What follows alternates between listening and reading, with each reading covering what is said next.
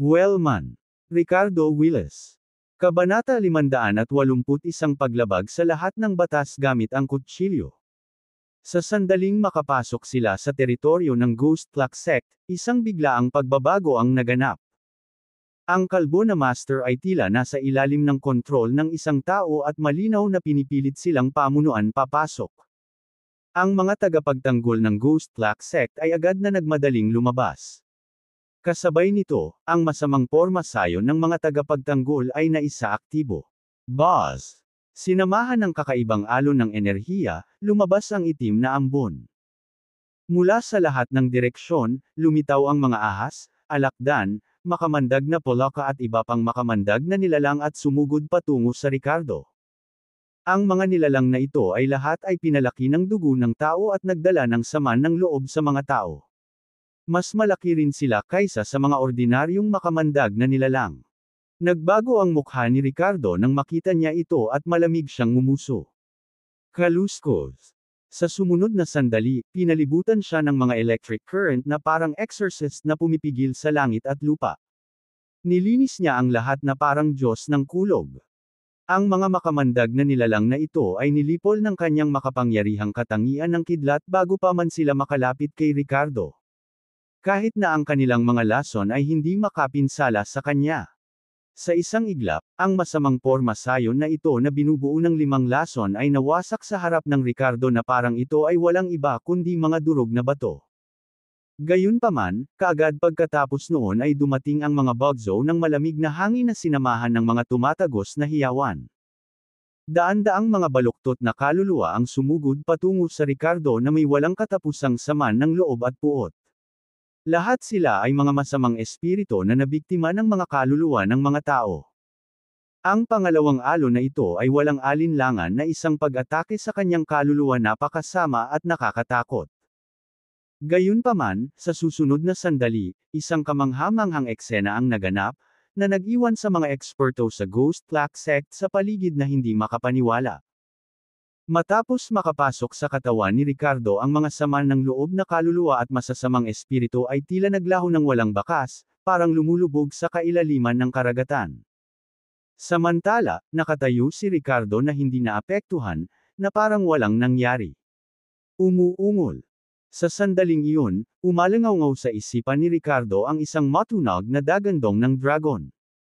Ang natitirang kaluluwa ng dragon ancestor ay napuno ng pananabik at tuwa. Parang gutom na multo na biglang nagpista. Sa unang pagkakataon, naramdaman ko muli ang kapangyarihan. Hindi masama, bata. Ipinahayag ng dragon ancestor's soul ang kagalakan nito. Nanatiling kalmado si Ricardo, kinikilala sa isip ang papuri, ngunit isang hindi maipaliwanag na pakiramdam ng krisis ang bumalot sa loob niya. Ang isa pang makapangyarihang kaluluwa, kahit na isang nalalabi lamang, na naninirahan sa loob ng kanyang katawan, ay palaging nagpaparamdam kay Ricardo ng banayad na pagkabalisa. Lalo na ngayon, noong napilitan siyang tulungan itong lamunin ang ibang mga kaluluwa. Ito ay hindi maiwasang pumukaw ng damdamin ng pagkakasala sa loob ng puso ni Ricardo. Wag na! Ang mga masasamang espiritong ito ay kinokontrol at ikinulong din ng mga demonyong tagapagsaka ng Ghost Clock Sect. Dahil hindi nila mahanap ang kalayaan o reinkarnasyon, ang pagpapalaya sa kanila sa kawalan ay maaaring isang paraan ng pagpapalaya. Merito man o kasalanan, wala akong ibang choice kundi gawin ito para sa asawa ko. Pinigilan ni Ricardo ang iba't ibang hidwaan sa kanyang puso at tahimik na tiniyak ang sarili. Sino ang nangahas na manghimasok sa Ghost Clock Sect? Naghahanap ng kamatayan. Patayin mo siya.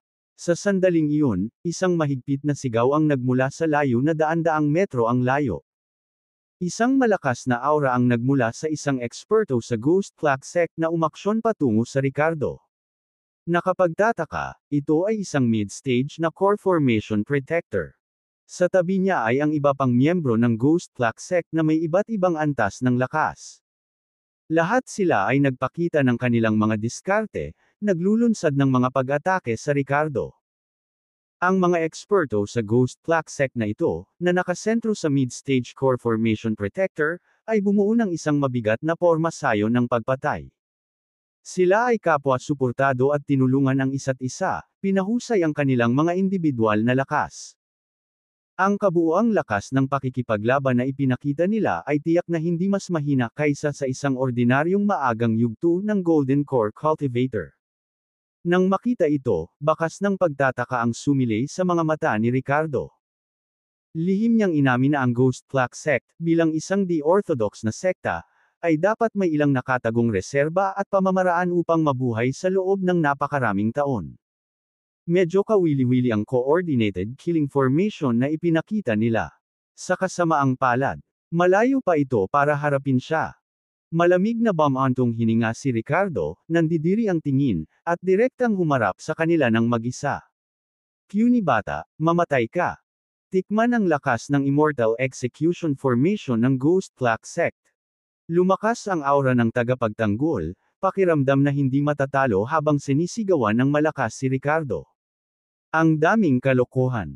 Nagsalita si Ricardo, at ang Glacial River Dragon Sparrow Blade ay lumitaw sa kanyang kamay. Gamit ang kapangyarihan ng rich soil, ang katangian ng kulog, at ang momentum sa likod nito, kahit wala. Gamit ang Sky-Cleaving Startled Swan Technique, ang kapangyarihan niya. Simpleng blade strike ang ginawa ng Ghost. Mga ekspresyon ng mga eksperto sa Black Sect. Baguhin ng husto. Hindi. Ang mid-stage na core formation protector, na nangunguna sa formation, ay tila isang marupok na dayami sa harap ng strike ni Ricardo. Fluff. Ang tagapagtanggol ay pinalipad, ang kanyang katawan ay walang kahirap-hirap na naputol sa 2 piraso. Namatay siyang walang kumpletong bangkay. Ang blade aura na pinakawalan ni Ricardo, gayunpaman, ay nagpatuloy sa momentum nito.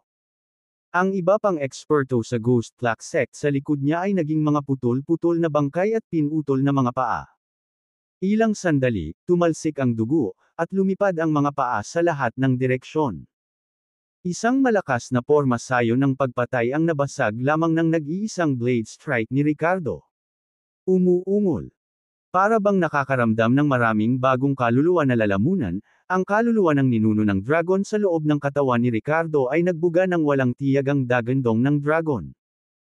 Walang pag-aalinlangan, direktang hinigup at nilalamon ni Ricardo ang mga kaluluwa ng mga eksperto sa Ghost Black Sect na ito. Ang pagtrato sa mga demonyong ito, para magkalat at magkawatak-watak ang kanilang mga kaluluwa, ay maituturing na isang awa sa kanila. Sa sandaling ito, ang kalbong master na nagdala kay Ricardo ay namutla sa takot.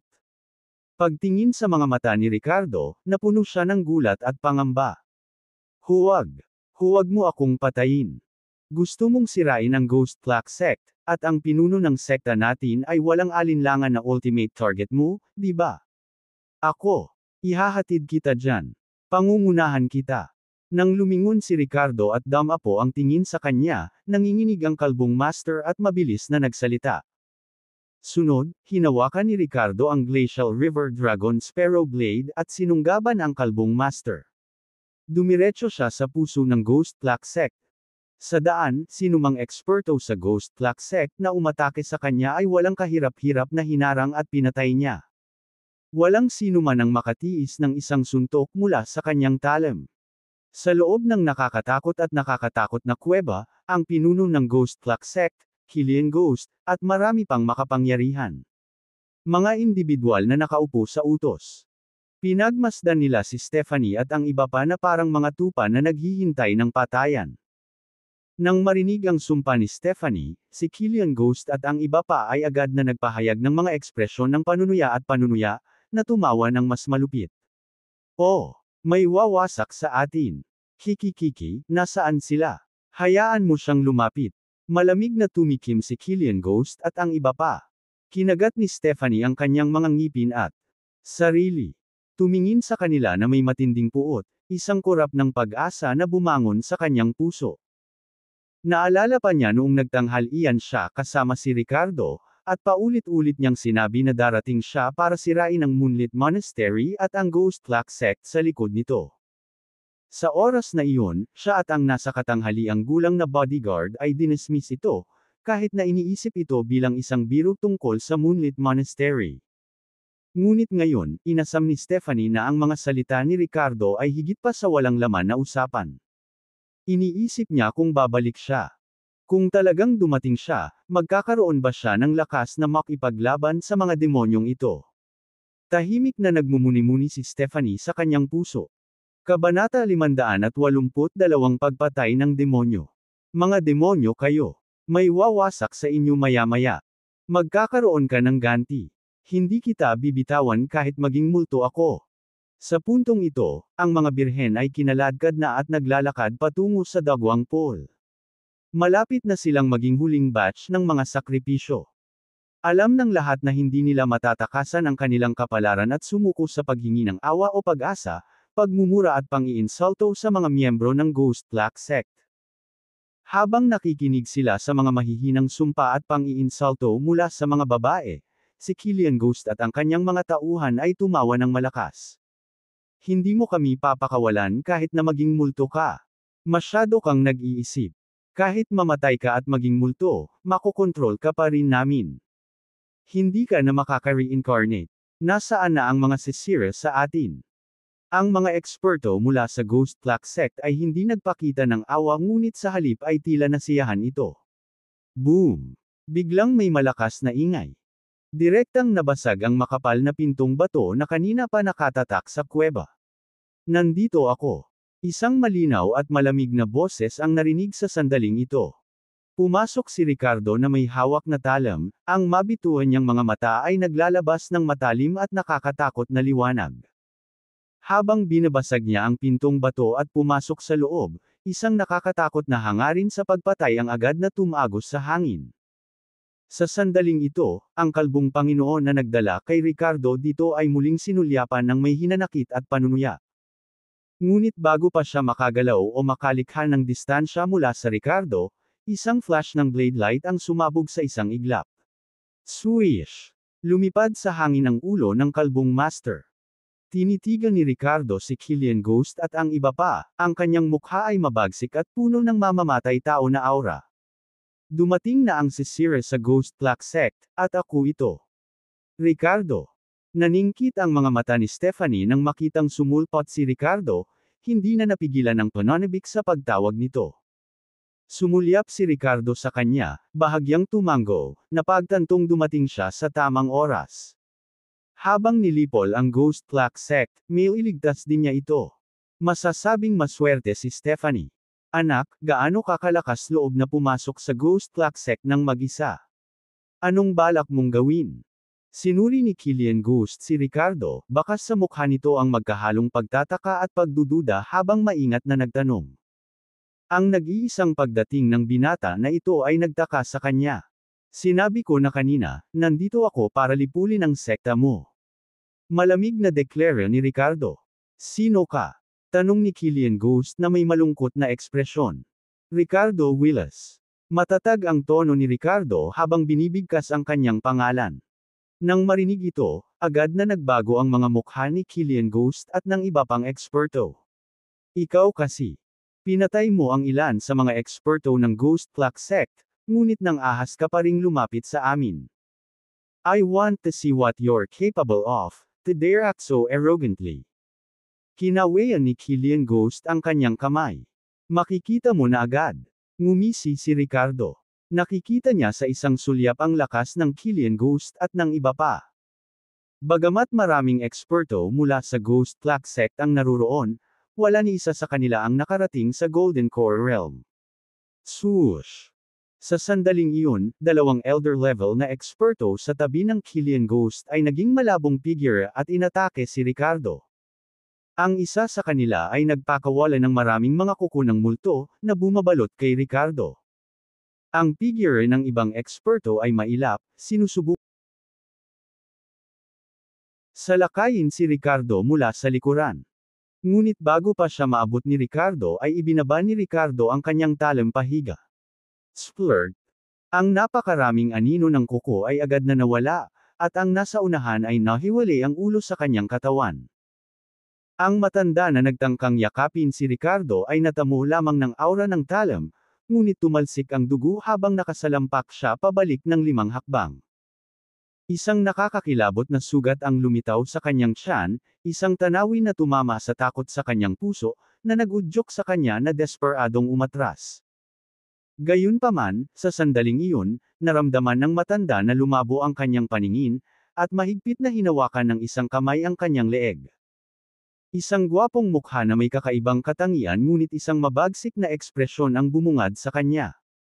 Sa bilis mo, sa tingin mo kaya mo akong ailaban. Pang-aasar ni Ricardo. Basag. Kaagad pagkatapos, kinagat niya ang leeg ng matanda, itinapon siya sa isang tabi na parang basura. His.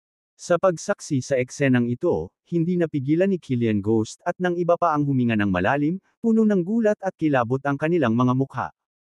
Dalawang late core formation elder ang pinatay ng ganun-ganun lang. Si Stephanie at ang iba pang nahuli na mga babae ay nagpahayag ng kagalakan at pananabik. Pakiramdam nila ay nakasilip sila ng pag-asa. Napakalakas ni Ricardo. Pumunta talaga siya para patayin sila. Nanginginig si Stephanie sa pananabik, puno ng paghanga ang kanyang magagandang mata. Atake. Lahat, sama-samang salakayin at patayin siya. Umungol si Killian Ghost na may mabangis na ekspresyon.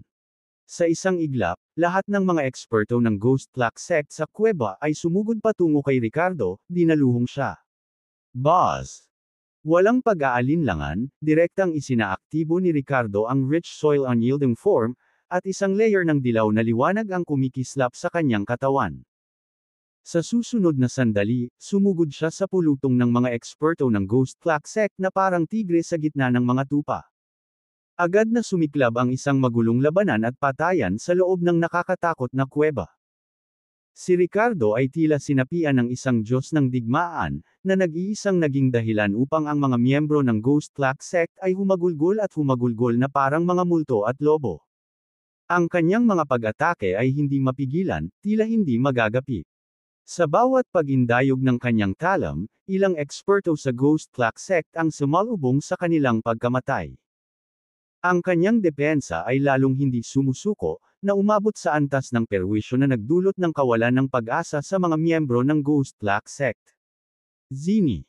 Kahit na inatake ng Thick Late Core Formation experts, mahirap na magdulot ng kaunting pinsala sa kanya habang pinanatili niya ang Rich Soil Unyielding Form. Puche. Hindi man lang nag-abalang gumamit ng martial technique si Ricardo. Pa-impol niyang itinaas ang kanyang kamay at ibinaba ang kanyang talam, paulit-ulit.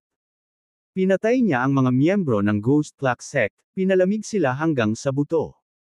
Nasaksihan ang tagpong ito at pinagmamasdan ang hindi magagapi na kilos ni Ricardo. Stephanie and the other woman ay hindi maiwasang makaramdam ng kasiyahan at kasiyahan. Nang makitang ang mga demonyo ng Ghost Black Sect ay sunod-sunod na namamatay, hindi nila napigilan ang kanilang kagalakan. Magaling! Patayin ang lahat ng mga demonyong ito. Serves them right. Hahaha, dumating na ang kabayaran. Humagalpak ng tawa ang mga babae, ang iba pa nga ay medyo nataranta sa kaba. Ito ay naiintindihan, isinasaalang-alang. Ang matinding takot at puot nila ay nagkubli sa mga miyembro ng Ghost Black Sect pagkatapos ng nakakatakot na pagsubok na kanilang naranasan. Para naman kay Killian Ghost, ang Sect Master ng Ghost Black Sect, hindi niya maiwasang malunok ang kanyang laway, puno ng takot ang kanyang mga mata. Paanong nakakatakot ang batang ito?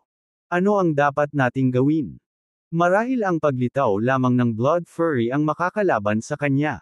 Kabanata 583 Makakaligtas ka ba sa putol na ito?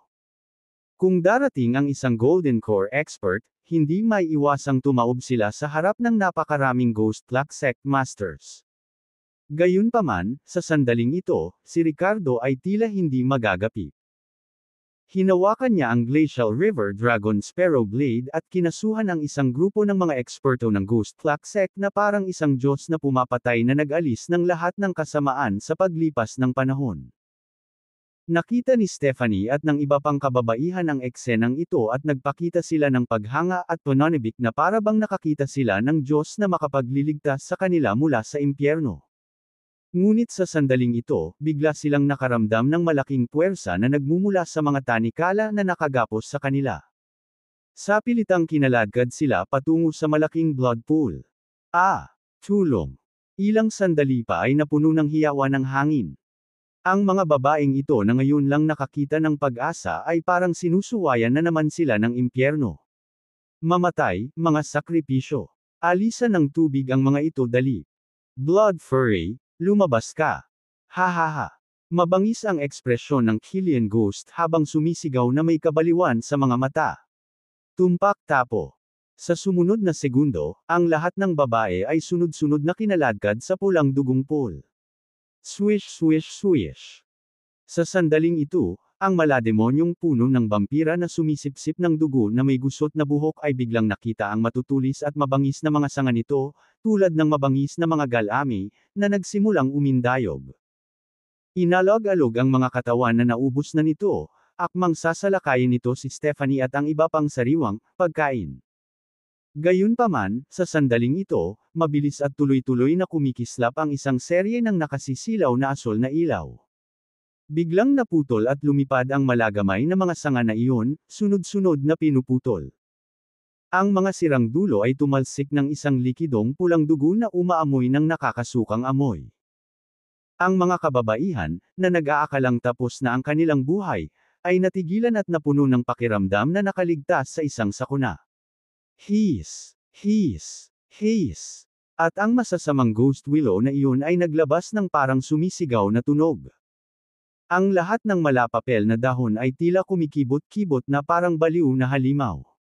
Damn it!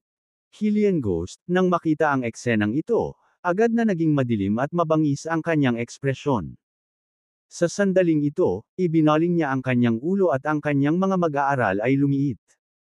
Sa buong kuweba, nagkalat ang mga katawan ng mga eksperto ng Ghost Black Sect. Halos lahat sila ay mabilis na pinatay ni Ricardo. Kahit na may mga hindi pa namamatay, malamang na tumakas sila nang malaman nilang hindi favorable ang sitwasyon. Klang! Sa sandaling iyon, na sinamahan ng malutong na tunog ng pag-aaway ng bakal, nabasag ni Ricardo ang mga tanikala na nagbubuklod sa mga babae gamit ang isang hiwa ng kanyang talam. Umalis ka na, wika niya sa malalim na boses.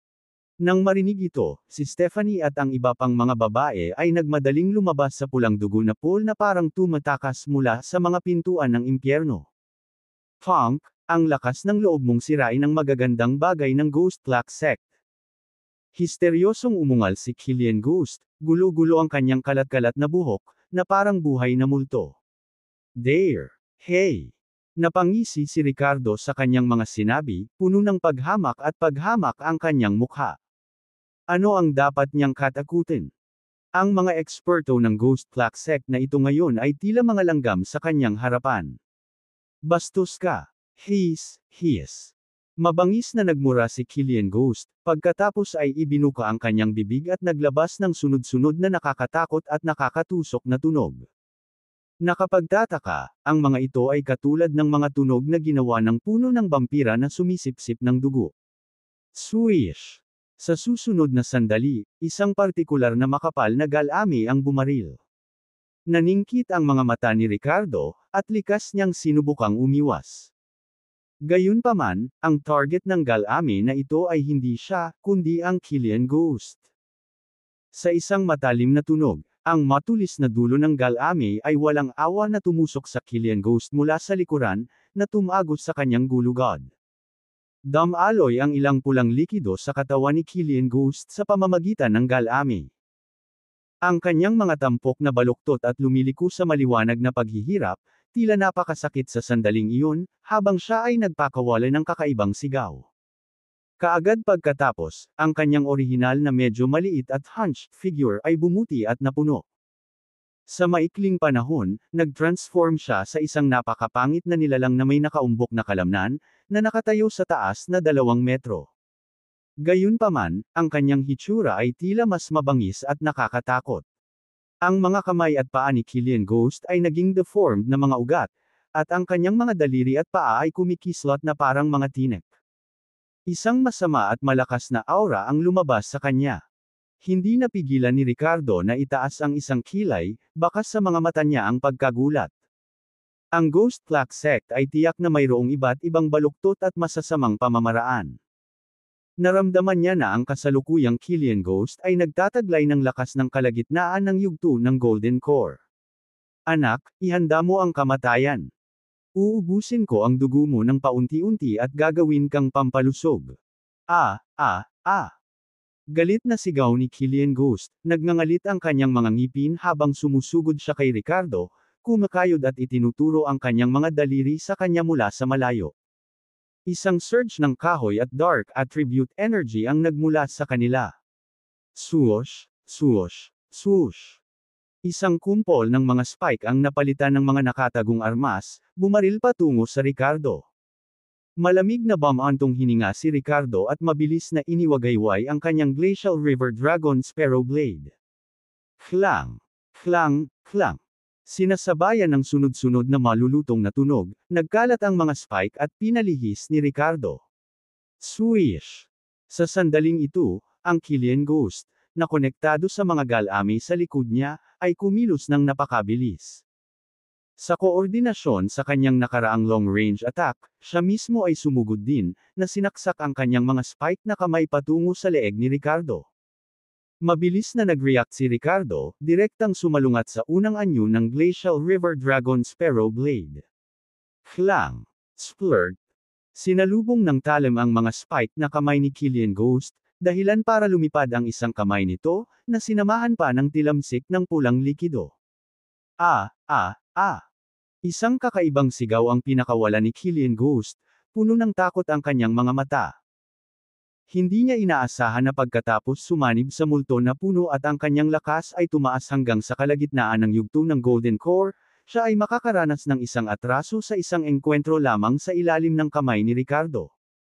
Gayunpaman, kaagad pagkatapos, isang kakaibang eksena ang nabuksan. Ang kanang kamay ni Killian Ghost, na pinutol ni Ricardo, ay muling bumangon. Sumunod, nakipag-away si Ricardo sa Killian Ghost at sa napakalaking puno. Ang puno ng dugong vampira ay nagpatuloy sa walang humpay na pag-atake nito, nakipagtulungan sa Killian Ghost, gamit ang malasangang mga galami nito upang maglunsad ng tuso at kakaibang pag-atake laban kay Ricardo. Ngunit ang pagharap sa isang kalaban na maihahambing. Hanggang sa kalagitnaan ng yugto ng Golden Core at isang kasuklam-suklam na tulad ng puno, Ricardo.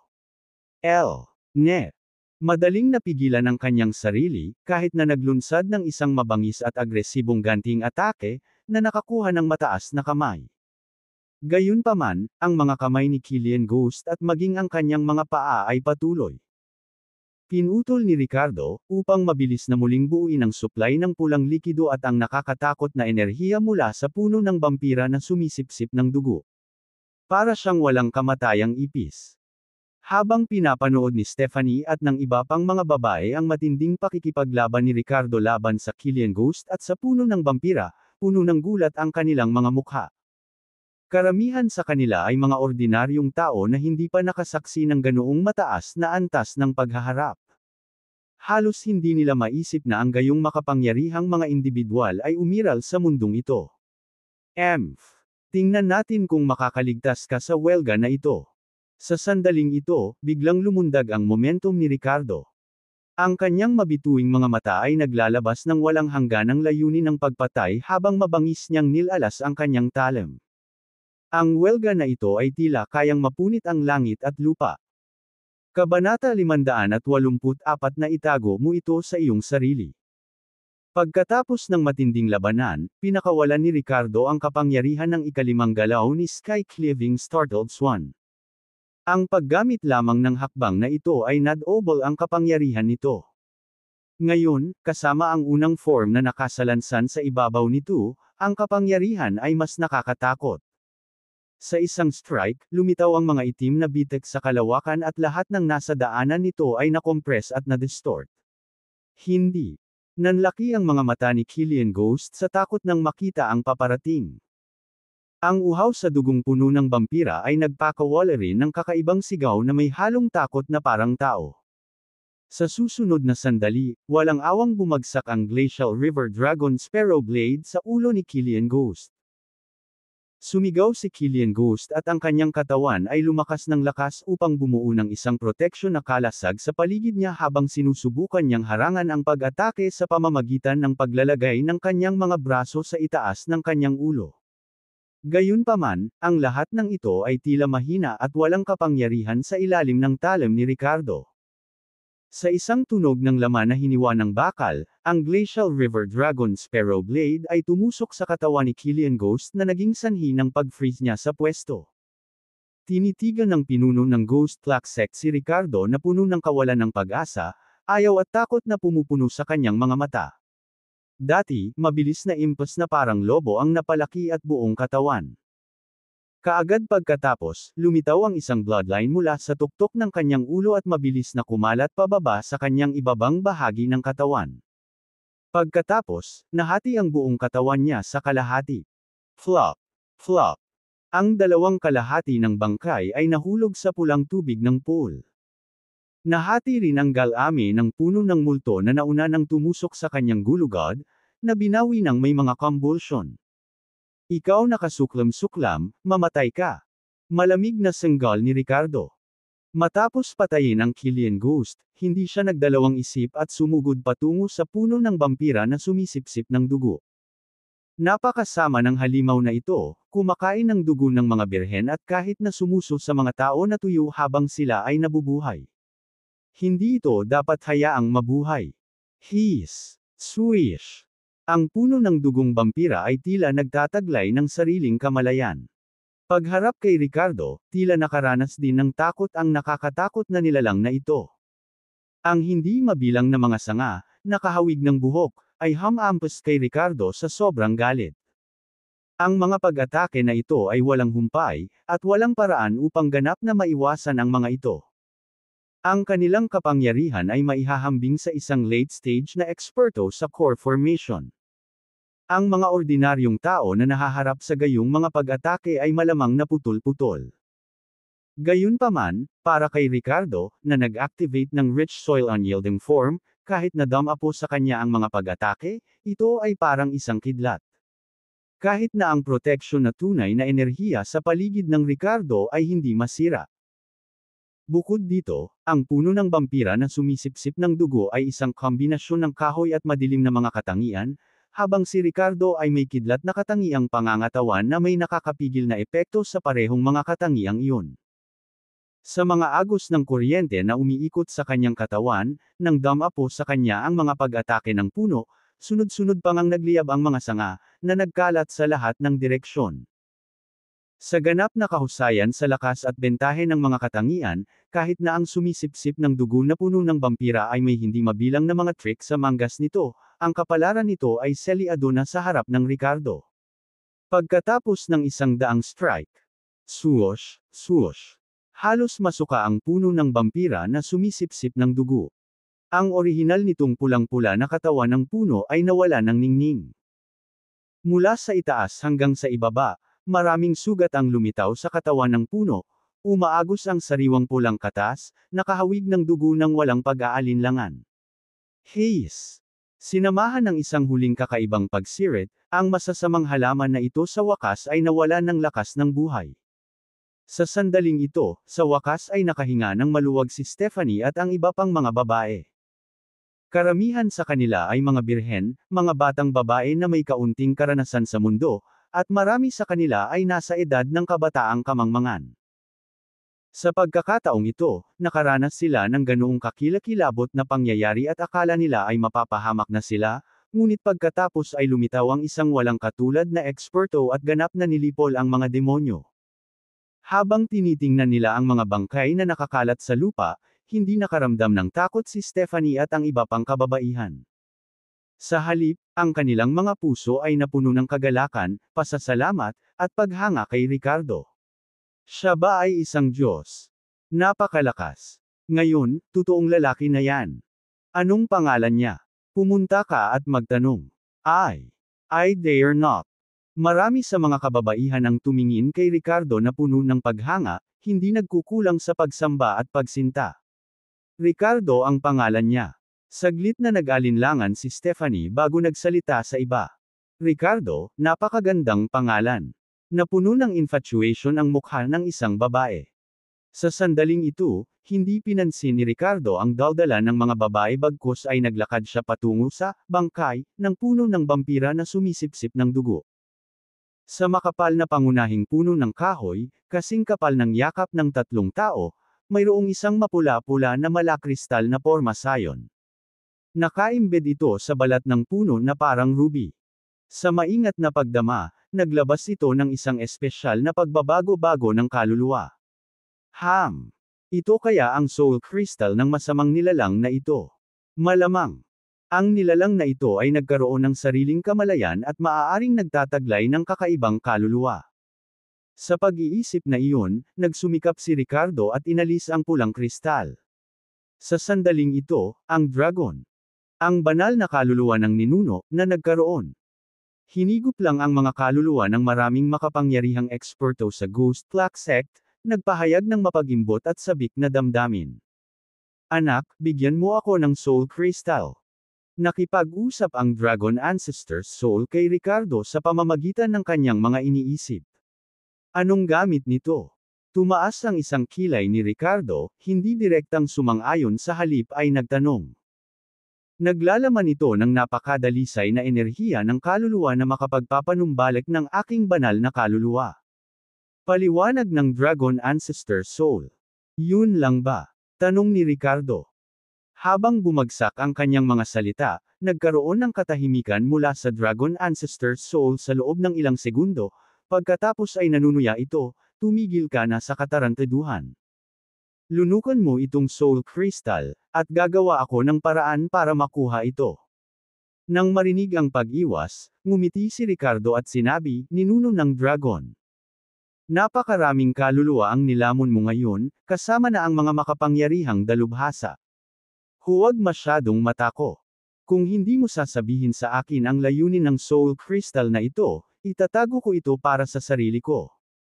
Ikaw, you brat, dare to defy me. Ang Dragon Ancestor Soul ay malamig na bamantong hininga ngunit hindi na nagsalita pa. Humalaklak si Ricardo sa loob at hindi nagpakasawa sa kaluluwa ng matandang dragon.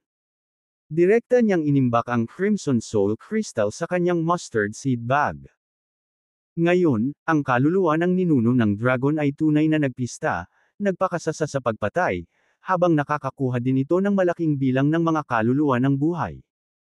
Nararamdaman ni Ricardo na mas malaya na silang nakikipag-usap ngayon, hindi tulad ng dati na tumagal ng mahabang panahon ng paglilinang bago ito lumitaw. Habang nakaramdam ng pananabik si Ricardo, may bakas din ng pag-aalala sa kanyang puso. Sa sobrang lakas ng Dragon Ancestor Soul, kung ito ay makakabawi sa isang tiyak na lawak, ito ba ay magdulot ng banta sa kanya? Hindi alam ni Ricardo. Pero wala siyang choice kundi iligtas si Miranda. Gayunpaman, sa ilang mga sitwasyon, si Ricardo ay may sariling mga pagsasaalang-alang at hindi basta-basta susunod sa mga hinihingi ng Dragon Ancestor Soul. Halimbawa, kasama nitong Soul Crystal. Kabanata 585 siya ba talaga? Matapos itabi ang Crimson Soul Crystal, ipinagpatuloy ni Ricardo ang pagsusuri sa puno ng bampira na uhaw sa dugo. Bagamat patay na ang masamang bagay na ito, nararamdaman pa rin ni Ricardo ang isa pang puwersa ng buhay mula sa loob nito. May mga supling pa ba itong makamulto?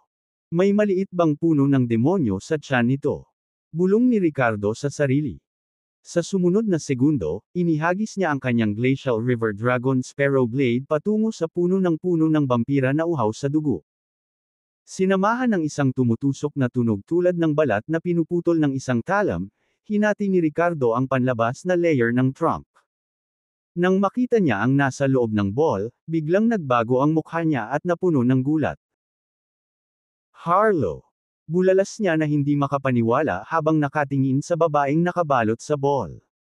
Sa kanyang pagtataka, ito ay walang iba kundi si Harlow, ang pinsan ni Miranda. Sa sandaling iyon, nakapikit si Harlow. Kung ikukumpara sa dati niyang sarili, parang mas gumanda pa ang mukha niya. May hindi maipaliwanag na pang-akit at kakaiba sa kanya. Gayunpaman, natitiyak ni Ricardo na hindi mapag-aalinlanganan itong si Harlow. Mula nang makulong si Elisa at mamatay si Romeo, si Harlow ay nawala ng walang bakas. Hindi niya inaasahan na makikita siya muli sa kuweba ng Ghost Black Sect. Ang mas ikinagulat niya ay lumitaw siya sa loob ng isang masamang halaman. Ma'am! Sa sandaling ito, tila nabalisa ang ball, at ilang beses na umungol si Harlow bago mahinang nagising. Pagkaraan ng ilang segundo, binuksan niya ang kanyang mga mata. Isang panandaliang masasamang aura ang sumilay sa kanyang mga mata, na nagpapakita lamang ng isang pahiwatig ng pagkalito. Ricardo. Nang makita si Ricardo na nakatayo sa pool ng dugo sa harap niya, nagulat si Harlow. Ang salita ay tila dumula sa subconsciously. Ngunit sa sumunod na segundo, napuno ng lungkot at hinanakit ang tingin ni Harlow kay Ricardo. Ricardo, ikaw ba? She asked through gritted teeth.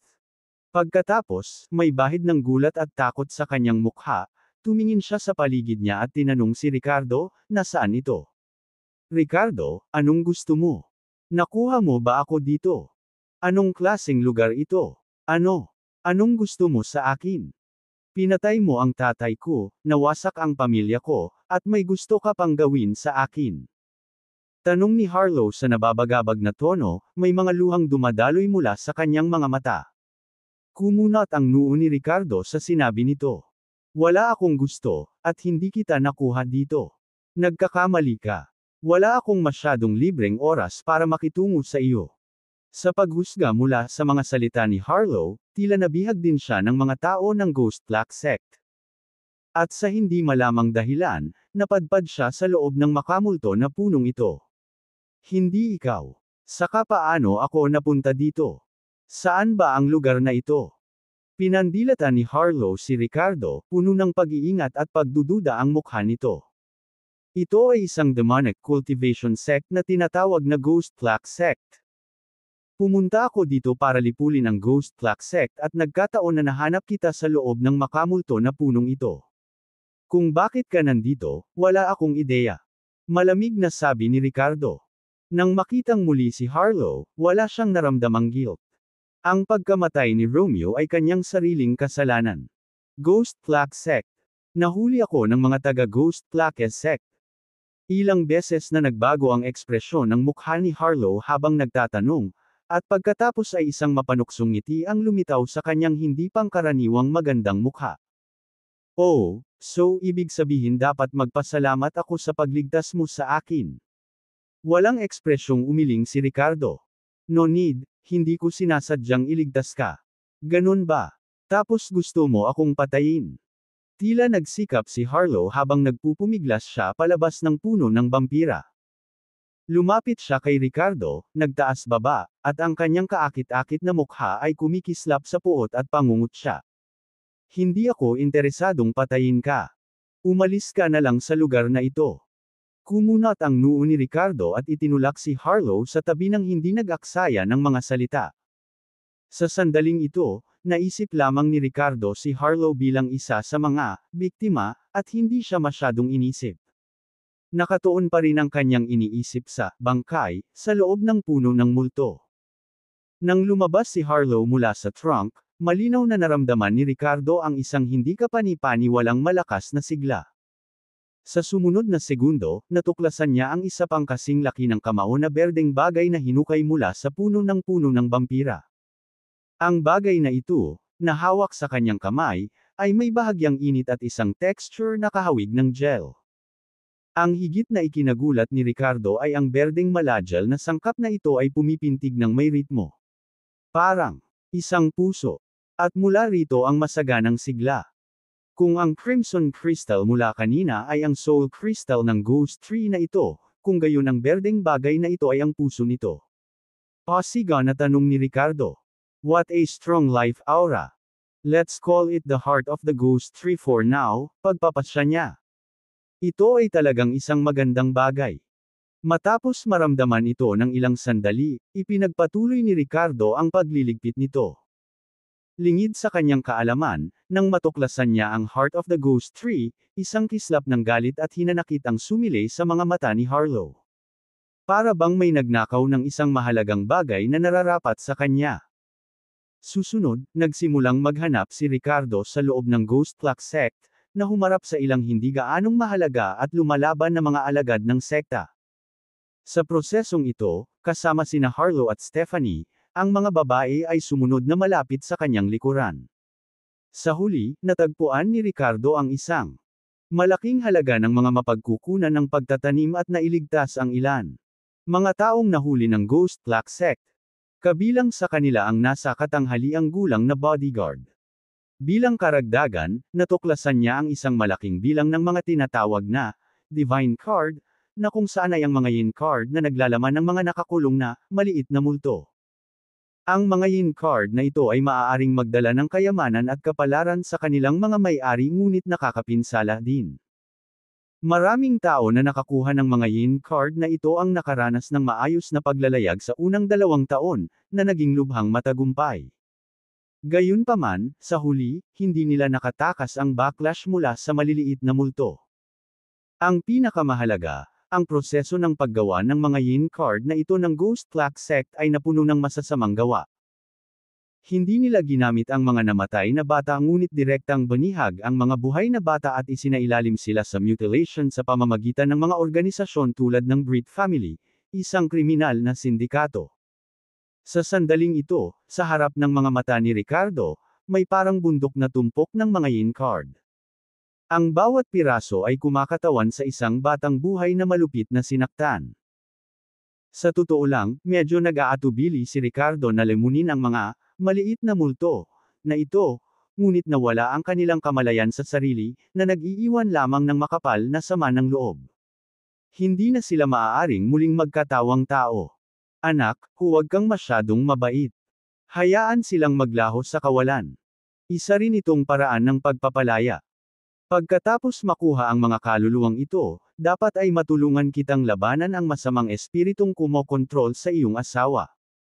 Sa sandaling ito, umalangaw sa isipan ni Ricardo ang tinig ng kaluluwa ng ninuno ng dragon. Kabanata 586 na napakabilis ba?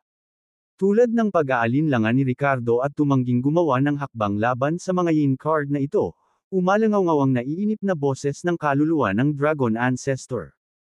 Parang gusto pa nitong kumawala sa katawan ni Ricardo at lamunin ng mag-isa ang maliliit na maltong ito. Gayunpaman, mahina pa rin ito sa ngayon, at namamalagi pa rin ito sa kanyang kaluluwa. Sa isang pag-iisip, agad na pinigilan ni Ricardo ang momentum nito. Ano pang hinihintay mo? Tanong ng Dragon Ancestor Soul.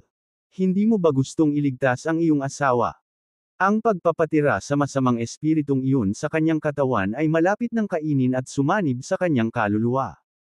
Pag nangyari yon, magsisisi ka. Hindi mo ba alam na ang asawa mo ay naging biktima ng masamang espiritong iyon dahil sa iyo? Nang marinig ito, biglang kumislap ang mga mata ni Ricardo sa guilt at sakit sa puso. Oo. Kung hindi niya hinarap si Van Arrow ng direkta, paano kaya hinayaan ni Miranda na sumanib sa kanyang katawan ang kakaibang espiritong iyon? Kaya niyang isakripisyo ang lahat para sa kanya. Ano ang pinipigilan niya para kay Miranda? Para sa kapakanan ni Miranda, anong mga kasalanan ang hindi niya kayang tiisin? Sa pag-iisip tungkol dito, isinumpa ni Ricardo ang sarili sa loob. Pakiramdam niya ay hindi matatawaran ang kanyang pag-aalangan at pag-aalala kay Miranda. Pasensya na mga bata. Pasigaw niyang sabi. Nakulong ka sa mga Yin Card na ito magpakailanman nang hindi na muling magkatawang tao. Hayaan mong pakawalan kita. Sa wakas, naging matalas at determinado ang kanyang mga mata. Sa wakas ay nakumbinsi ni Ricardo ang sarili at inabot ang kanyang kamay. Isang itim na ambon ang lumabas mula sa stack ng Yin Card sa harap niya. Ang ambon ay tumaas sa hangin at habag. Kahit sa kamatayan, kayong mga kawawang munting multo ay kinokontrol pa rin ng iba. Hayaan mo akong tulungan kang makahanap ng paglaya. Isang malakas na atraksyon ang nagmula sa palad ni Ricardo, na unti-unting inilapit ang makamulto na figure. Noong una, nagpupumiglas ito, ngunit nang hihina at humihina, tila nadarama ang kawalan ng kakayahan at habag sa damdamin ni Ricardo. Ang pakikibaka nito ay unti-unting hamupa. Sa wakas, parang nagbitiw, pinayagan nito si Ricardo na masipsip ito. Umuungol. Matapos makuha ng Dragon Ancestor Soul ang mga kaluluwang ito, naglabas ito ng euphoric dragon chant. Sa sumunod na sandali, nakaramdam si Ricardo ng panginginig sa kanyang isipan, na sinundan ng isang hugis dragon na multo na siya lamang ang nakakakita na sumusulpot sa kanyang harapan. Ang Dragon Phantom ay pulang-pula na may 5 kuko at may isang yin eye at isang yang eye, na nagbibigay dito ng medyo nakakatakot na hitsura. Sa sandaling ito, ang mga mata ng yin at yang ay tumingin kay Ricardo na may bakas ng kasiyahan. Not bad, bata. Sa wakas may kaunting kapangyarihan na ako. Sabi ng Dragon Ancestor Soul. Nagbago ang ekspresyon ni Ricardo. Mula nang makuha ang pamana ng Jade Pendant, ang kaluluwa ng Dragon Ancestor ay palaging nananahan sa loob niya, ngunit ito ang unang pagkakataon na nakita ni Ricardo ang tunay na anyo nito. Noon pa man ay nasisiyahan si Ricardo sa pagbabasa ng mga kwentong mitolohiya at hindi niya maiwasang maramdaman na ang ninuno ng dragon ay kahawig ng maalamat na Jambin Dragon, bagamat may ilang pagkakaiba kumpara sa mga paglalarawan sa mga sinaunang teksto. Gayunpaman, ang mga mata ng yin at yang ay kakaiba. Dragon Ancestor, ano ang nararamdaman mo ngayon? May tiwala ka ba sa pakikitungo sa masamang espiritu sa katawan ng asawa ko? Nakipag-usap si Ricardo sa pamamagitan ng kanyang mga iniisip. Tama na ang asawa mo. Manahimik ka nga sa asawa mo. Saway ng Dragon Ancestor Soul. Ako ang ninuno mo. Hiniling ko sa iyo na tulungan mo akong ibalik ang aking kaluluwa, ngunit naging pabaya ka. Kung hindi dahil sa binanggit ko ang pagtulong sa iyong asawa, malamang na hindi mo na-absorb ang mga kaluluwang iyon. Nagtaas ng kilay si Ricardo. Paano kaya iyon? Sumangot ang Dragon Ancestor Soul, tila ayaw makipagtalo kay Ricardo sa ngayon. Bumuka at sumara ang bibig nito habang sinasabi, sa mga kakayahan ko ngayon, dapat walang problema sa pakikitungo sa masamang espiritu sa katawan ng asawa mo. Panigurado. With that, naging seryoso ang tono nito. Anak, alam kong nag-iingat ka sa akin, natatakot. Na balang araw ay talikuran kita. Kahit gaano pa karami ang mga pangako ko, malamang na hindi ka maniniwala. Pero isa lang ang sasabihin ko, pagtulong. Kapag lumakas ako ay malaki rin ang pakinabang sa iyo. Pagkatapos magsalita, ang Dragon Phantom ay pumihit ng ilang beses at pagkatapos ay nawala muli sa katawan ni Ricardo, nang walang anumang paggalaw. Tila hinihigop nito ang lakas ng mga kaluluwang iyon. Bulong ni Ricardo sa sarili niya. Puso. Ang pagiging mas malakas ng Dragon Ancestor Soul ay talagang makikinabang sa kanya. Ang katotohanang nakatulong ito sa kanya na i-condense ang Sword Spirit ay nagpatunay na. Gayunpaman, hindi nito napigilan si Ricardo na maging maingat dito. Nang gabing iyon, sa isang lokal na hotel, si Stephanie at ang nasa katanghaliang gulang na bodyguard ay nagpakain kay Ricardo, na nagpapahayag ng kanilang taos-pusong pasasalamat. Ang enkwentro na ito ay ganap na nabaligtad ang kanilang mga saloobin kay Ricardo. Lalo na ang nasa katanghaliang gulang. Wala nang hawak ang bodyguard. Puot o paghamak kay Ricardo. Kung hindi dahil kay Ricardo, nahulog na sana silang dalawa sa kamay ng Ghost Clock Sect, at hindi maiisip ang kahihinatnan. Lalo na si Stephanie, ginamit na sana siya bilang pampalusog ng Ghost Tree at sinipsip ng tuyo.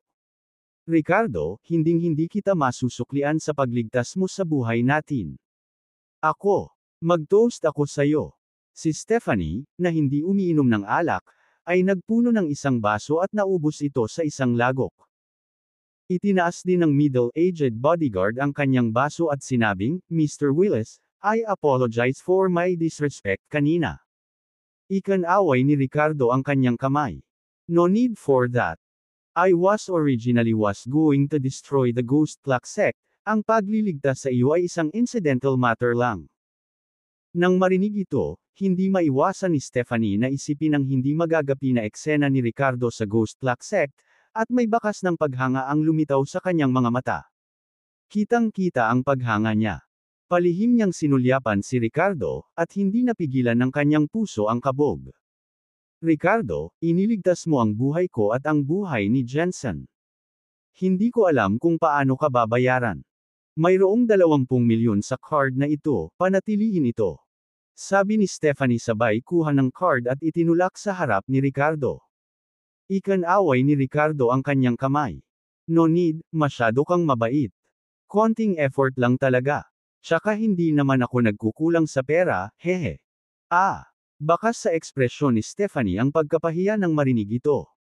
At that moment, Ricardo expression changed, and he tentatively said, Stephanie, if you really want to show your gratitude, how about I come to your place sometime? I don't know if it's convenient or not. Nang marinig ito, saglit na natigilan si Stephanie, at isang hindi maipaliwanag na pamumula ang lumitaw sa kanyang magandang mukha. Napatingin din ang middle-aged bodyguard kay Ricardo na may kakaibang ekspresyon. Ricardo, kakakilala lang natin, at gusto mong dumiretso sa bahay ko. Medyo masyadong mabilis. Namula si Stephanie at napaawang ang labi, nahihiyang nagtatanong. Hindi mabayaran ang utang ng pagliligtas sa kanyang buhay, at ayaw ni Ricardo ng pera. Sa pagsasabi nito ngayon, ibig bang sabihin ay gusto niyang ailay nito ang sarili? Ilang sandali, natarante si Stephanie at hindi alam ang isasagot.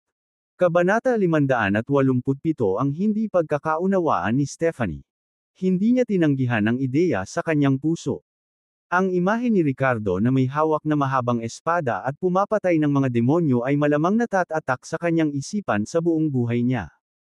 Ngunit ang biglaang paghiling ni Ricardo na makipagkita sa kanyang mga magulang ay medyo nabahala si Stephanie. Masyadong mabilis. Saglit na natigilan si Ricardo, napatingin sa namumula na mukha ni Stephanie, bigla niyang nahulaan ang iniisip nito.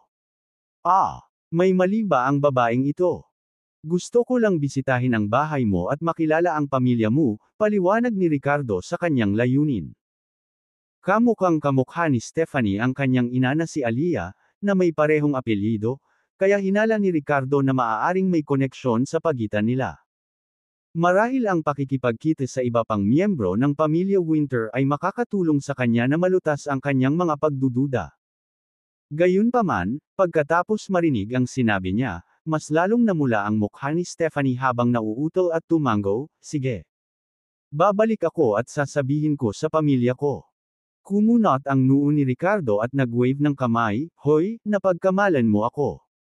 Gusto ko lang bumisita bilang bisita. Naiintindihan mo ba?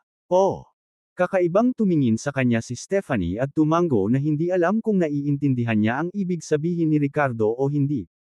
Ngumiti ng pilit si Ricardo. Pagkatapos nilang kumain sa isang kakaibang kapaligiran, si Stephanie ay nagkusa na makipagpalitan ng impormasyon sa pakikipag-ugnayan kay Ricardo, na humihiling sa kanya na ipaalam sa kanya ng maaga kung kailan niya planong bumisita para maihanda niya ang kanyang pamilya. Sa sandaling humiwalay si Ricardo kay Stephanie at sumakay sa kotse para bumalik sa Edolan, nakatanggap siya ng tawag mula kay Miranda. Ricardo, kailan ka babalik? Sa tawag sa telepono, ang boses ng Diyos ang presidente ay malamig at kaaya-aya gaya ng dati.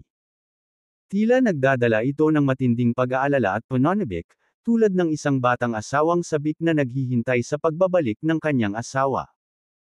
Ipinaalam na ni Ricardo kay Miranda ang tungkol sa pagliligtas kay Nora mula sa mga kamay ni Wicked Bone, kaya hindi siya nag-alala kay Nora bagkus ay tinanong niya kung kailan makakabalik si Ricardo. Nang marinig ang pamilyar na boses na ito, kumikilos ang puso ni Ricardo. Ito ba talaga ang Miranda na kontrolado ng masamang espiritu? Babalik ako kaagad. Dapat ngayong gabi nakauwi na ako. Honey, miss mo na ba ako? Hehe. Nakangiting tanong ni Ricardo. Go to hell. Sinong namimiss mo? Humph. Saway ni Miranda sa mapang-akit na tono nang marinig ang kanyang mga sinabi. Sa sumunod na sandali, nagbago ang tono niya. Pagkatapos ay bumalik ka, hihintayin kita. Ma'am. Pumayag naman si Ricardo. Pagkatapos ng ilang palitan pa ay ibinaba na nila ang telepono. Matagal na nag-isip si Ricardo, pagkatapos ay nakipag-usap sa kaluluwa ng Dragon Ancestor sa pamamagitan ng kanyang isip. Dragon Ancestor, nandyan ka ba? Pagkaraan ng ilang sandali, ang malalim na boses ay tumunog, ano ang problema?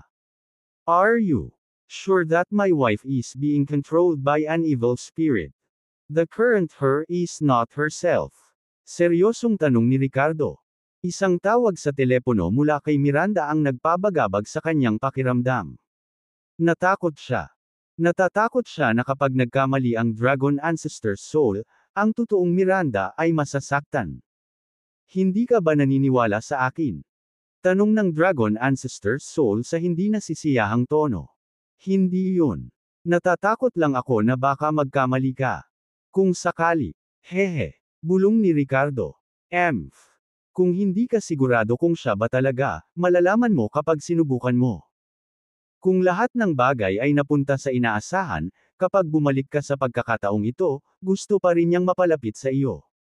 Natitirang kaluluwa. Malamig na umungol ang Dragon Ancestor Soul. Ganun ba? Nagbago ang ekspresyon ni Ricardo nang marinig ito. Kung natatakot ka na baka magkamali ako, hindi ako magkukusa. Maghihintay ako hanggang sa kumilos ang masamang espiritu laban sa akin, at pagkatapos ay sisirain ko ito. Ang Dragon Ancestor Soul ay tila nagmamalasakit sa mga alalahanin ni Ricardo, o marahil ito ay dahil ito ay naninirahan sa loob ng katawan ni Ricardo at walang pagpipilian kundi gawin ito. Nang marinig ang mga salita nito, tuluyang gumaan ang pakiramdam ni Ricardo. Okay. Salamat, Dragon Ancestor. Ungrateful brat. Huwag mo akong pakialaman kung walang importante. Marahil dahil sa usapin ng Crimson Soul Crystal, ang Dragon Ancestor Soul ay tila nagkikimkam ng ilang mga hinaing. Pagkatapos magbitaw ng inis na pahayag ay nawala na naman ito. Noong gabing iyon, makalipas ang 6:30. Sa loob ng villa ng Emerald Green Estates, bumalik si Ricardo at naligo, na-refresh ang pakiramdam. Ngayong gabi, ang kanyang biyenan at biyenan, kasama ang kanyang bayaw na si Mason, ay dumating na lahat. Personal na pinangasiwaan ni Goddess President ang kusina at, sa tulong ni Kara, naghanda ng masaganang handaan na lutong bahay. Ricardo, balita ko ipinadala mo si Nora sa isang martial arts sect para sa training. Nakakunot ang noo na tanong ni Emmanuel, ang kanyang biyenan sa hapag-kainan. Parehong napatingin sina Kara at Mason kay Ricardo na may mga naguguluhang ekspresyon. Miranda, marahil ay natatakot. Nag-aalala sa kanyang pamilya, hindi sinabi. Emmanuel at ang iba pa tungkol sa sitwasyon sa halip, nagsinungaling siya at sinabi na ipinadala ni Ricardo si Nora sa isang martial arts sect para sa paglilinang at pagsasanay. Kung tutuusin, kasangkot dito ang background ni Ricardo at ang sumpa sa katawan ni Nora, bukod sa iba pang mga bagay. Malalim na sumulyap si Ricardo kay Miranda na nakaupo sa tabi niya, at binigyan niya ito ng panandaliang sulyap, na naghatid ng mensahe gamit ang kanyang mga mata. Naintindihan naman ni Ricardo at hindi niya maiwasang mapabuntong hininga sa loob. Ang maunawain at mapagmalasakit na presidente ng Diyosa, nga ba ay ang totoong Miranda? Well, may espesyal si Nora. Konstitusyon na angkop para sa pagtatanim, tumanggo si Ricardo at sabi niya, kahit anong gawin ko, hindi ko kaya ihambing sa mga malalim na martial arts sects. Sa kabutihang palad, mayroon akong isang nakatatandang kapatid na lalaki na isang elder sa isa sa mga sektang iyon, kaya ipinadala ko si Nora doon. Anong klaseng usapan yan? Hindi napapasok si Nora. Pinandilatan ni Kara si Ricardo, nagrereklamo at sinisiraan siya. Bagamat hindi siya ang biolohikal na lola ni Nora, tunay ang kanyang pagmamahal sa batang babae. Si Mason, ang kanyang tiyuhin, ay may mas madilim na ekspresyon. Magaling kong pamangkin, pinaalis mo na lang siya ng ganyan. Bayaw, kailangan ba talaga ni Nora, isang maliit na babae, ng ganoong matinding pagsasanay? Mas maganda kung sa martial arts sect na lang ang pinadala mo sa akin. Sa kanya, ngumiti ng pilit si Ricardo. Mag-aral man siya o hindi, hindi naman ganoon kahalaga, actually. Nay, Tatay, Mason, huwag na nating pag-usapan. May sariling plano si Ricardo, pagsingit ni Miranda na iniiba ang usapan. Bakit hindi mo tikman ang luto ko? Lumalamig na kung hindi mo kakainin ngayon. Nang marinig ang tugon ni Ricardo at ang pag-redirect ni Miranda, hindi na nagsalita pa si Emmanuel at ang iba pa. Gayunpaman, sa kainan na ito, muling napag-usapan ang tungkol kay Ricardo at Miranda na may isa pang anak. Ricardo, ngayong pinadala mo na si Nora sa martial arts sect, you don't need to worry about her anymore, Emmanuel said, testingly. Sinabi mo dati na gusto mong ituon ang buong lakas mo kay Nora, at wala kaming sinabi. Pero ngayon, may lakas na ba kayo ni Miranda na magkaroon ng isa pang anak? Sa ilalim ng mesa, kinurot ni Kara si Emmanuel at binigyan ito ng makahulugang tingin. Pagkatapos, tumikim ang biyenan at maingat na tinanong si Ricardo. Pagkasambit pa lang ng mga salita, hindi napigilan ni Ricardo ang pag-ubo, naramdaman ang pagpintig ng ugat sa kanyang noo. Si Miranda, na nakaupo sa tabi niya, ay may nakamamanghang mukha at nanatiling tahimik, ang kanyang bawat tampok ay naglalabas. Pang-akit. Kabanata 588 Lord of Evil Spirit Strikes. Nang gabing iyon, sa ilalim ng pangangasiwa ni na Emmanuel at Kara, pumasok si Miranda sa kwarto ni Ricardo. Sa kabila ng napakatagal na kasal ng hindi nagsisex, nag-show sila sa harap ni na Emmanuel at Kara. Kahit na pansamantala silang tumira sa Emerald Green Estates nang walang mga anak, magkasama pa rin sina Ricardo at Miranda sa isang silid. Sa pagkakataong ito, gayunpaman, may kakaiba sa kilos ni Ricardo. Hindi ito ang karaniwang pakiramdam sa pagitan ng isang lalaki at babae ngunit sa halip ay isang pagkabalisa na hindi niya maalis. Wala na si Nora sa silid kasama nila. Sa halip, tila isang estranghero ang kumokontrol kay Miranda. Honey, maliligo na ako, sabi ni Miranda habang mapang-akit na sumulyap kay Ricardo pagkapasok sa kwarto. Ricardo, heart skipped a few beats, and he nodded medyo awkwardly. Okay. Binigyan siya ni Miranda ng inis na tingin at magalang na naglakad papasok ng banyo. Habang nakaupo, hindi maiwasan ang isip ni Ricardo na medyo magulo. Totoo ba o peke ang Miranda na nasa harapan niya? Sa pakikinig sa lagaslas ng tubig sa banyo, parang kinakamot ng pusa ang puso ni Ricardo. Tulad ng sinabi ng Dragon Ancestor Soul, gusto ba ng pekeng Miranda na mapalapit sa kanya at samantalahin ang pagkakataong lamunin ang Dragon Ancestor Soul. Makalipas ang hindi malamang tagal, bumukas ang pinto ng banyo. Si Ricardo ay likas na ibinoling ang kanyang ulo upang tumingin. Hindi napigilan ng kanyang Adam's apple ang pagtaas-baba, at medyo napalunok siya ng laway. Sa sandaling ito, nakalugay ang buhok ni Miranda, na may kaunting singaw ng tubig at mga patak ng hamog. Isang kagandahan pagkatapos maligo, wala nang iba pa. Ngunit sa kanyang katawan, nakasuot na siya ng isang set ng kaakit-akit na close-fitting attire. Bukod dito, ito ay ang uri ng mapang-akit at kaakit-akit na damit panloob. Ang kanyang payat at makinis na mga binti ay bahagyang nakikita sa ilalim ng itim na gasa, na ginagawang gusto ng mga tao na galugarin ang hindi alam. Ang pagpapahaba mula sa kanyang baywang hanggang sa kamangha-manghang kurbo ng kanyang masiglang puwitan, sapat na iyon para mawala sa isip ang isang tao. Ang karaniwang malamig at mapagmataas na pangulo ng Diyosa ay nagpapalabas ng isang mapang-akit na bahagi ng kanyang sarili bilang isang babae, na panandali ang banihag si Ricardo. Kinagat ni Ricardo ang kanyang dila at tahimik na binalaan ang sarili na manatiling alerto. Kung siya talaga si Miranda na kontrolado ng masamang espiritu, hindi siya dapat makulam. Gayunpaman, nakatingin sa mapang-akit at magandang babae sa kanyang harapan, hindi napigilan ni Ricardo na matuyo ang kanyang bibig at nakatali ang dila. Maging ang kanyang katawan ay medyo hindi mapigilan. Ricardo, mukha ba akong maganda? Ang boses ni Miranda ay parang magaan at maaliwalas sa sandaling ito. Ang kanyang karaniwang malamig, mapagpasyahan, at nangingibabaw na boses ngayon ay may pahiwatig ng tukso. Honey, ang ganda-ganda mo. Napalunok ng laway si Ricardo, lasing ang mukha. Nang marinig ang mga salitang ito, bahagyang namula si Miranda, kinagat ang kanyang labi, at lumakad, umupo sa kondongan ni Ricardo. Ilang sandali pa ay halos magkadikit na ang kanilang mga ilong. Ang visual, tactile, at olfactory na epekto ay nagpapahina sa isip ni Ricardo, at nais niyang ganap na sumuko sa pagmamanipula ni Miranda. Honey, nitong mga nakaraang araw, nag-isa kang iligtas si Nora. Alam mo ba kung gaano ako nag-alala sa'yo?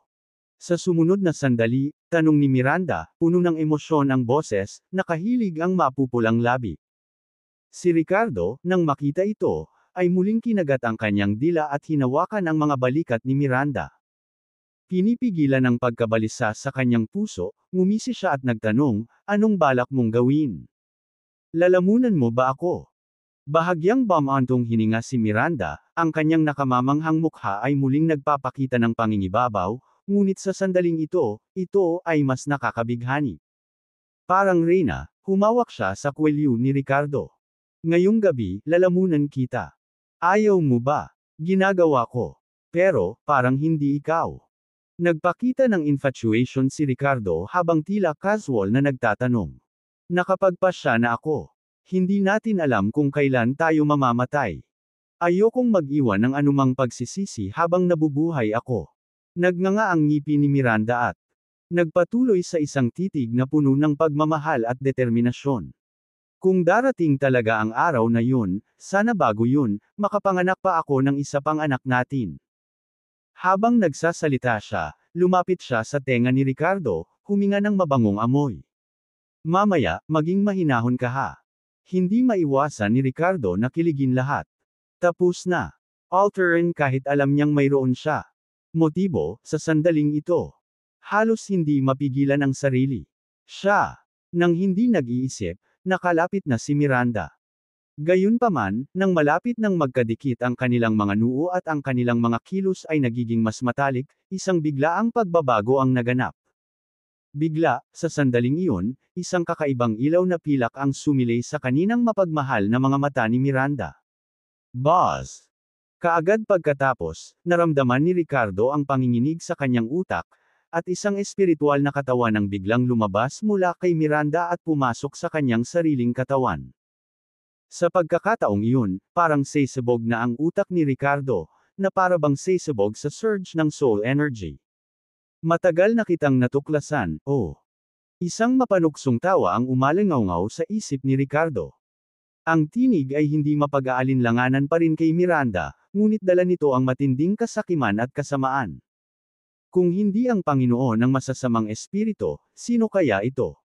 Sa wakas, isiniwalat nito ang tunay na kulay nito, sinasamantala ang pagkakataong atakihin ang intimate moment ni Ricardo at Miranda. Umuungol. Kasunod nito, umalangaw-ngaw ang isang malakas na dagandong ng dragon. Sa wakas ay lumitaw ang Dragon Ancestor Soul na natutulog sa loob ng Ricardo. Sa loob ng Divine Sea ng Ricardo, ang Lord of Evil Spirits ay tumingin sa Dragon Ancestor Soul at sinugod ito, na nagbabalak na lamunin ito. Tila ang katawan ni Ricardo ang naging battlefield para maglaban ang dalawang kaluluwa. Ang Lord of Evil Spirits ay nagnanais lamang ng Dragon Ancestor Soul at walang pakialam sa buhay o kamatayan ni Ricardo. You dare to devour my essence. Just with your insignificance. Ang kaluluwa ng ninuno ng dragon ay umungal sa galit at piniling tumakas kapag kaharap ang paparating na Lord of Evil Spirits. Sa unang pagkakataon, humiwalay ito sa pisikal na katawan ni Ricardo at nagmamadaling lumabas sa loob niya. Hihihi, takot ngayon. Tingnan natin kung saan ka makakatakas. Ang iyong kaluluwa ay pag-aari ko. Tumawa ang Lord of Evil Spirits at sumunod na malapit sa likod ng Dragon Ancestor Soul, hinahabol ito palabas ng pisikal na katawan ni Ricardo. Noon lang naramdaman ni Ricardo ang napakaraming sensasyon ng kanyang ulo na malapit ng sumabog na mabilis na nawala. Hindi siya nang ahas na isipin ng mga kahihinatnan kung ang kaluluwa ng ninuno ng dragon at ang Panginoon ng masasamang espiritu ay talagang maglalaban sa loob ng kanyang katawan. Sa kanyang kasalukuyang kaluluwa at pisikal na lakas, tiyak na hindi niya ito kakayanin. Sa oras na iyon, ang kanyang katawan ay madudurog, at ang kanyang kaluluwa ay lilipulin. Nadama ni Ricardo ang isang alon ng matagal na takot, at sa kanyang puso, nakaramdam siya ng pasasalamat sa kaluluwa ng ninuno ng dragon. Tila pinuprotektahan pa rin siya ng Dragon Ancestor Soul. At sa hitsura nito, ang Dragon Ancestor Soul ay hindi nagsinungaling sa kanya. Si Miranda ay talagang kontrolado ng isang masamang espiritu. Sa sandaling ito, kitang-kita ni Ricardo ang dalawang figure na nakagapos sa hangin. Matapos makipaghiwalay kay Ricardo, pisikal na katawan, ang dragon. Hindi na tumakas ang kaluluwa ng ninuno kundi. Sa halip ay tumitig sa Panginoon ng kasamaan. Mga espiritong may hamak at o mapanghamak na ekspresyon. Sino ang nagbigay sa iyo ng lakas ng loob na pag-imbutan ng aking natitirang kaluluwa? Kabanata 589 na paglipol sa Panginoon ng masasamang espiritu. Naglabas ng malakas na aura ang Dragon Ancestor Soul, ang mga mata nitong yin-yang ay nakatingin sa Lord of Evil Spirits. Para itong isang banal na nilalang na nakatingin sa mga langgam. Ang kaluluwa ng Lord of Evil Spirits ay kinuha pa rin ang hitsura ni Miranda. Naramdaman ni It ang pressure na nagmumula sa Dragon Ancestor at nagpakita ng bakas ng pagkagulat sa mukha nito. Mukhang mas makapangyarihan ka sa inaakala ko. Sabi ng Panginoon ng masasamang espiritu. Makapangyarihan. Ikaw at ako ay wala sa parehong liga. Lumalangoy ang dragon sa mababaw na tubig, isang bagay na hindi mo man lang pinangarap. Maghandang mawala, hamak na nilalang. Mayabang na idineklara ang Dragon Ancestor Soul. Sa isang iglap, umakbay ito sa Panginoon ng masasamang espiritu.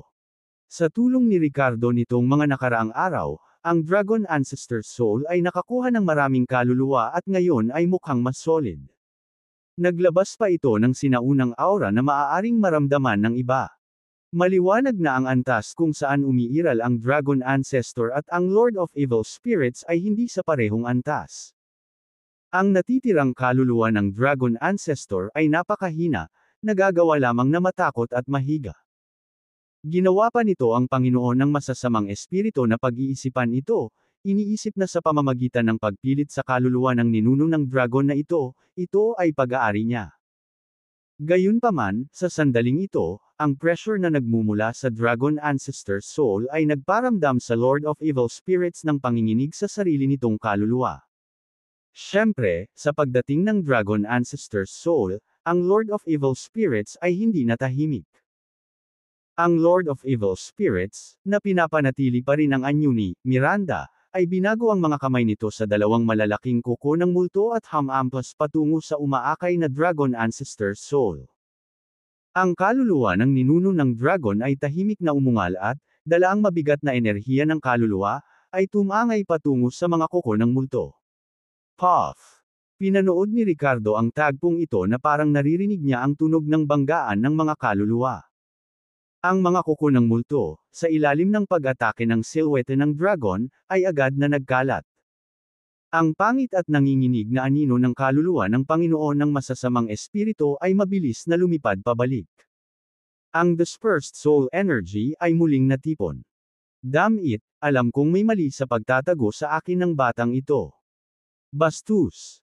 Matapos makipagsagupaan ng Lord of Evil Spirits sa silhouette ng dragon, napasigaw ito sa takot at sama ng loob.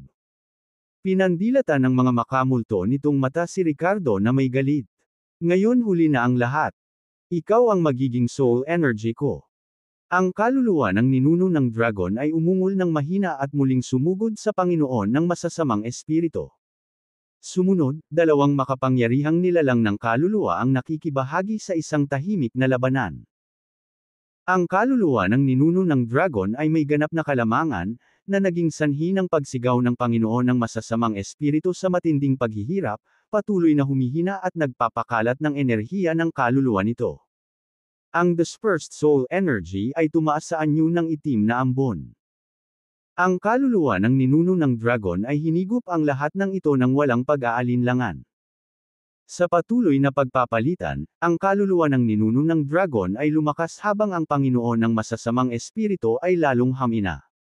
Sa wakas, naramdaman ng Dragon Ancestor Soul na tama ang timing.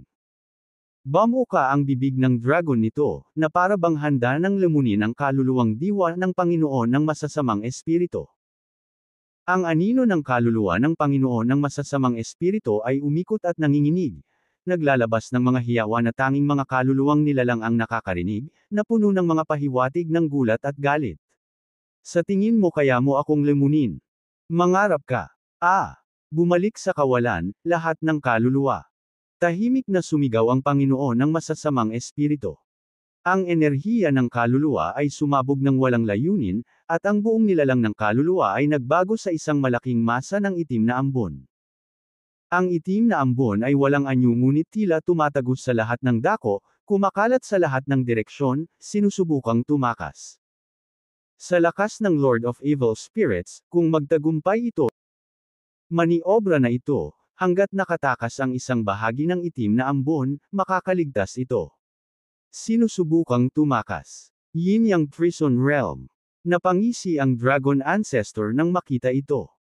Sa susunod na sandali, ang yin-yang na mga mata ng Dragon Ancestor Soul ay naglabas ng isang pagsabog ng ginintoang liwanag, na naglalabas ng itim at puting mga sinag ng enerhiya ayon sa pagkakabanggit. Ang dalawang enerhiya ay nag-intertwined at nagtagpo sa isang nahayag na yin-yang 8 trigrams diagram. Pagkatapos, nagsimula itong umikot ng mabilis. Sa patuloy na pag-ikot ng yin-yang 8 trigrams diagram, tila nakabuo ito ng napakalaking suction force. Ang itim na ambon na orihinal na gustong kumalat at tumakas sa lahat ng direksyon ay biglang binawi ng buo ng yin-yang 8 trigrams diagram. Hindi. Anong klaseng teknik ito? Umalangaw-ngaw ang ayaw na pagsigaw ng Lord of Evil Spirits. May techniques, maiintindihan mo pa ba? Malamig na tugon ng Dragon Ancestor Soul, na naglalabas ng walang hanggan na pagmamataas at pangingibabaw. Makalipas ang ilang sandali, ang itim na ambon ay ganap na nilamon at hinigop ng yin-yang 8 trigrams diagram, na bumalik sa Dragon Ancestor Soul. Sa sandaling ito, ang kaluluwa ng ninuno ng dragon ay tila naging mas matatag, na naglalabas ng malaking presyon. Nang mapanood ang eksenang ito, nakahinga ng maluwag si Ricardo. Sa susunod na segundo, napuno ang kanyang mga mata. May pag-aalala at kaba habang siya. Binuhat si Miranda, na nakahiga sa lupa sa isang estado ng kawalan ng malay. Dragon Ancestor, nakikitungo ba ang masamang espiritu? Kamusta ang asawa ko? Apurahang tanong ni Ricardo. Tumango ang Dragon Ancestor Soul. Ang masamang espiritu ay pinaghiwa-hiwalay at nilamon ko. Ang asawa mo naman. Ang kanyang kaluluwa ay dumanas ng kaunting pinsala. Pagkatapos ng lahat, ang masamang espiritu ay nagtangkang sumanib sa kanya. Nang marinig ito, nagbago ang ekspresyon ni Ricardo. Anong magagawa natin?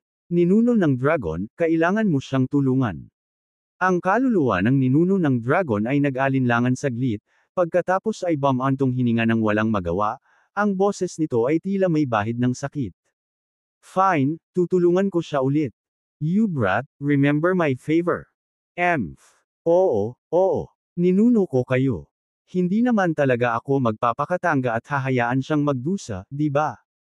Tumango si Ricardo at mabilis na yumuko. Ang Dragon Ancestor Soul ay gumawa ng tunog ng pagsang-ayon at pagkatapos nag-spray ng isang kulay abo-puting miney. Enerhiya mula sa bibig ng dragon nito, na sumanib sa katawan ni Miranda. Ang mga soul energies na ito ay isang malaking bahagi ng essence ng masamang espiritu na hinigop ko. Ibigay mo sa kanya ngayon. Ang iyong asawa ay nagtataglay ng tagapamagitan na kaluluwa physic. Pagkatapos, sa pagsipsip ng mga enerhiyang ito ng kaluluwa, ang kanyang pisikal na lakas ay maihahambing sa isang maagang nagsasaka ng nascent soul. Sa pagkakataong ito na ang magiging tunay niyang kapangyarihan. Nang marinig ang mga salitang ito, lumiwanag ang mukha ni Ricardo sa tuwa, at sa unang pagkakataon, tunay na nagpapasalamat siya sa ninuno ng dragon. Salamat, Dragon Ancestor. Ang kaluluwa ng ninuno ng dragon ay tumugon sa isang tunog, pagkatapos ay kumurap ang figure nito at bumalik sa katawan ni Ricardo, muling nagtago. Sa pagkakataong ito, diretsyong nagising si Miranda na nakahiga sa tabi nila, nanlalaki ang magagandang mata habang nakatitig kay Ricardo. Ricardo. Bahagyang nanginginig ang boses ni Miranda. Ang komplikadong nilalaman sa loob ng kanyang titig ay nagpabilis ng tibok ng puso ni Ricardo. Honey, anong nararamdaman mo ngayon? Talaga bang? Ikaw? Kamakailan lang, naramdaman mo ba na may mali? Mahigpit na hinawakan ni Ricardo si Miranda, kinakabahan at may pag-aalalang tanong. Tumingin si Miranda kay Ricardo, iniabot ang kanyang kamay upang dahan daw ang hawakan ng kanyang matingkad na malinaw na mukha, na parabang nakararanas ng matagal nang nawawalang sensasyon. Siya ay ngumiti at tumango, ang kanyang ngiti ay puno ng kaluwagan, kasiyahan, at isang pahiwatig ng malalim na pagmamahal at matagal na takot. Paanong hindi niya ito naramdaman? Sa panahong ito, ang sarili niyang kaluluwa ay nakipaglaban sa Panginoon ng masasamang espiritu. Alam na alam niya ang mga nangyayari sa labas ng mundo. Sa pag-iisip nito, isang pamumula ang lumitaw sa napakagandang mukha ni Miranda. Kabanata 570 Anuman ang tao, ghost, Diyos, o demonyo. I'm fine now. The me right now is the real me. Ricardo. Akala ko, hindi na kita makakausap ng sarili kong kamalayan. Puno ng emosyon at bakas ng luha ang mga mata ni Miranda habang nagsasalita. Honey, okay na ang lahat. Walang makakasira sa'yo. Tao man, multo, Diyos, o demonyo. Hinawakan ng mahigpit ni Ricardo si Miranda habang umaalingaw-ngaw ang emosyon sa loob niya. Naantig at nadurog ang puso niya sa pag-iisip na hinayaan ni Miranda na angkinan ng masamang espiritu ang katawan niya para lang mailigtas siya. Nais niyang masipsip siya sa sarili niyang katawan at dugo. Sa sandaling ito, naantig din si Miranda at nagtanong, Ricardo, paano mo nalaman na kinokontrol ako ng Panginoon ng masasamang espiritu? Paano ka nakaisip ng paraan para iligtas ako? Akala ko. Habang nagsasalita siya, isang luha ang tumulo sa kanyang pisngi at ang takot ay bumalatay sa kanyang mukha. Nitong mga nakaraang araw ay nakakatakot para sa kanya habang siya ay nakipaglaban sa Panginoon ng masasamang espiritu upang pigilan nito na kainin ang kanyang kaluluwa. Ang prosesong ito ay lubhang walang magawa at nakakatakot. Naisip ni Miranda na hindi napansin ni Ricardo ang lahat. Naniniwala siya na kailangan niyang harapin ang lahat ng mag-isa. Naisip niya na sa pagkakataong ito, siya ay ganap na nag-iisa, na walang tutulong sa kanya. Ngunit sa hindi inaasahan, sa ganitong estado ng paghihiwalay, pagkalito, at kawalan ng pag-asa, hinintay pa rin niya si Ricardo. Alam niya talaga ang tungkol sa malagim na sitwasyong kinakaharap niya. Talagang nakipagdeal siya sa Lord of Evil Spirits para sa kanya. Sa sandaling iyon, tumingin si Miranda kay Ricardo, tumutulo ang luha sa kanyang mukha. Ricardo, anong nangyari? Ano ang nakatulong sa akin na maalis ang Panginoon ng masasamang espiritu? Si Miranda, hindi pa rin lubos na maintindihan ang nangyari, nanginginig habang kinakausap si Ricardo. Kahit na ang kanyang katawan ay kontrolado ng Lord of Evil Spirits, lubos niyang alam kung ano ang nangyari sa labas ng mundo, kasama na ang mga sandali na siya ay semi-conscious. Alam ni Miranda na parang, pinakawalan, ni Ricardo ang isang bagay na nag-alis ng Lord of Evil Spirits sa loob niya. Parang, isa pang makapangyarihang kaluluwa.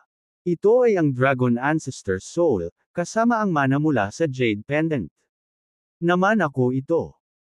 Ipinaliwanag ni Ricardo kay Miranda ang pinagmulan ng Dragon Ancestor Soul, kabilang ang kanyang sariling mga aksyon sa pagkolekta ng mga kaluluwa upang tulungan ang Dragon Ancestor Soul na makitungo sa mga masasamang espiritu, at maging ang insidente kung saan nilipol niya ang Ghost Black Sect.